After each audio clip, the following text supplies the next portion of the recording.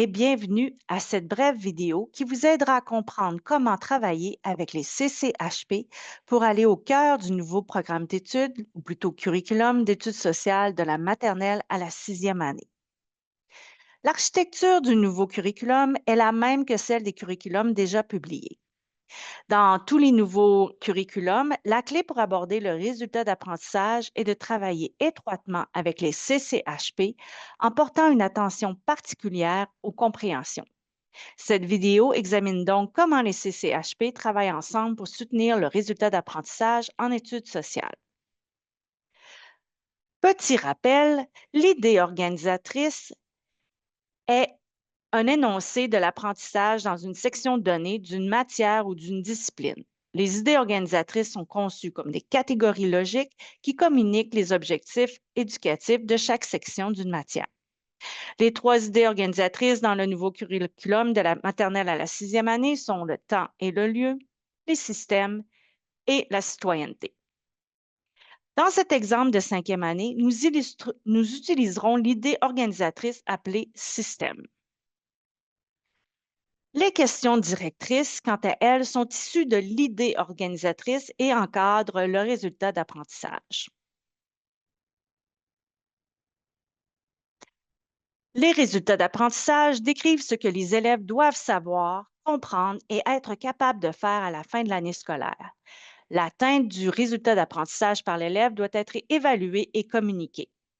Chaque idée organisatrice comporte un ou deux résultats d'apprentissage. Pour atteindre ces résultats, les enseignants doivent travailler avec les connaissances, les compréhensions et les habiletés et procédures. Commençons par la colonne des connaissances. Il s'agit de ce que les élèves doivent savoir. Chaque matière comporte un ensemble de connaissances qui comprend des faits, des symboles, des règles, des principes et des concepts. En études sociales, cette colonne contient de nombreux faits, mais aussi des concepts clés importants à comprendre. Fait à noter, les concepts sont différents des faits. Les faits sont des données précises et vérifiables.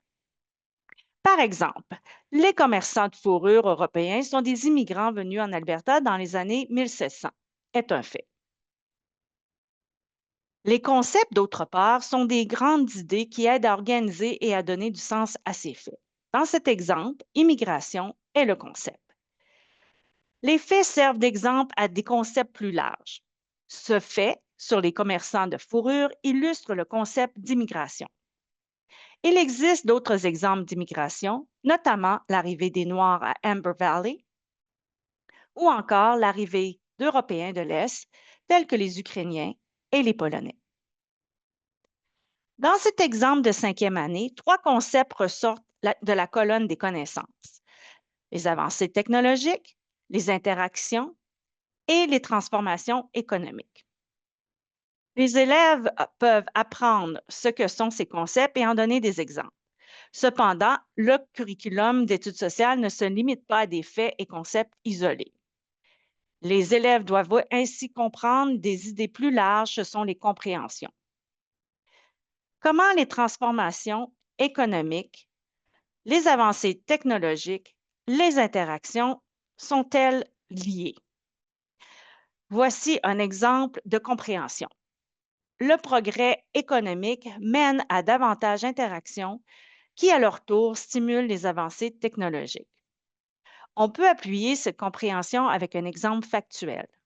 Dans les années 2020, les gouvernements ont investi en Colombie-Britannique pour soutenir la croissance technologique.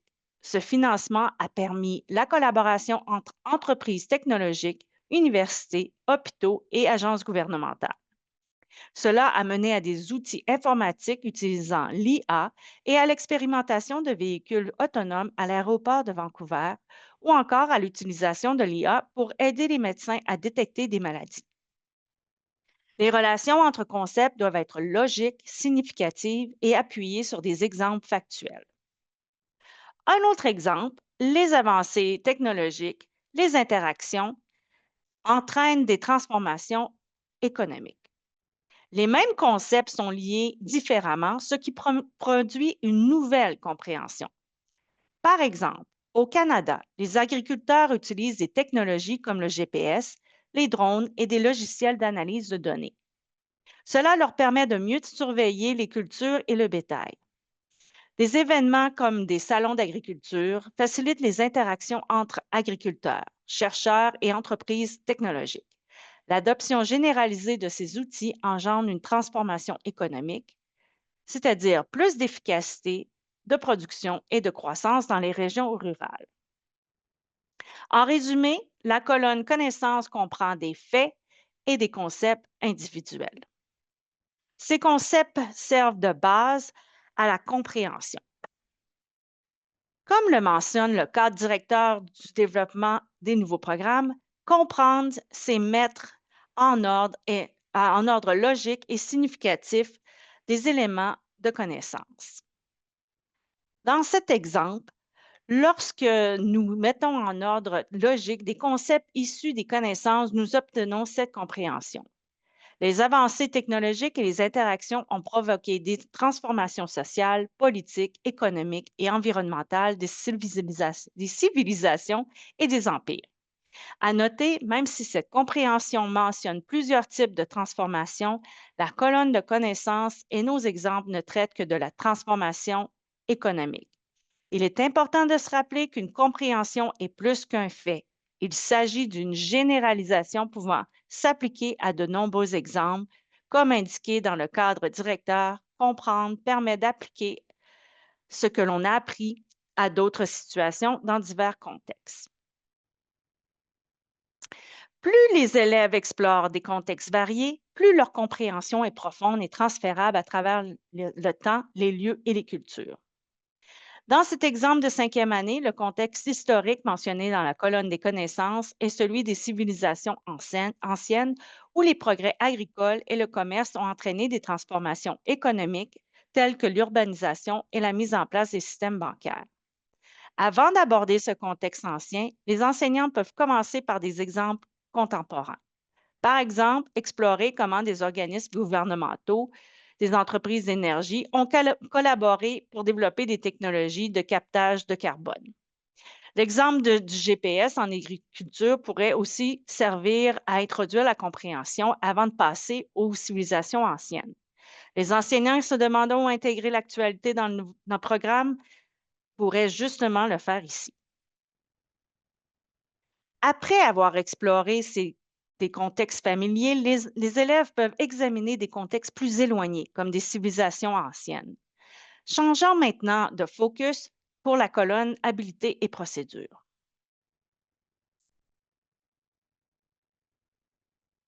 Les habiletés et procédures sont ce que les élèves font pour démontrer leur connaissance et leur compréhension. Ce sont des habiletés, méthodes, outils, stratégies et processus que les élèves développent pour atteindre le résultat d'apprentissage. Si notre objectif est la compréhension, que peuvent faire les élèves pour démontrer qu'ils ont compris que les avancées technologiques et les interactions ont entraîné des transformations sociales, politiques, économiques et environnementales? Peut-être peuvent-ils établir avec cette compréhension. Mais que doivent-ils lier ou expliquer? La colonne des habiletés et procédures indique ce que les élèves peuvent faire pour démontrer ce qu'ils savent et comprennent plutôt. Dans cet exemple de 5e année, on demande aux élèves d'établir des liens entre les avancées agricoles et le développement des milieux urbains. On leur demande aussi d'expliquer les impacts du commerce croissant dans les civilisations anciennes. Première considération. Les énoncés des habiletés et procédures peuvent servir à créer des tâches d'apprentissage ou d'évaluation formative ou bien être utilisés dans une évaluation sommative selon la façon dont votre unité d'étude est conçue. Deuxième considération. Les énoncés d'habiletés et procédures sont alignés soit avec la connaissance, soit avec la compréhension. Cet exemple de 5e année, dans l'exemple de la première année, la première tâche est liée à la compréhension et la seconde à la connaissance. Considération numéro 3. Il faut s'assurer que les élèves maîtrisent une habilité avant de l'évaluer de façon sommative. Ici, les habiletés sont faire des liens et expliquer. Les élèves doivent savoir comment faire ces actions efficacement. Pour déterminer le niveau de maîtrise d'une habilité, commencez par isoler le verbe d'action faire. Ensuite, précisez ce que les élèves doivent savoir sur l'habilité visée. Qu'est-ce qu'un lien? Qu'est-ce qu'une explication? Comment les formuler? Si les élèves ont besoin de s'exercer, enseignez l'habilité à l'aide de contenus non évalués. Une fois qu'ils maîtrisent l'habilité, ils pourront l'utiliser en contexte évalué avec confiance. Ceci conclut notre survol de l'architecture du curriculum d'études sociales et de l'interrelation entre les connaissances, les compréhensions et les habiletés et procédures. N'hésitez pas à explorer d'autres ressources du consortium pour approfondir l'usage des concepts, des compréhensions, des habiletés et procédures et comment les planifier, les enseigner et les évaluer.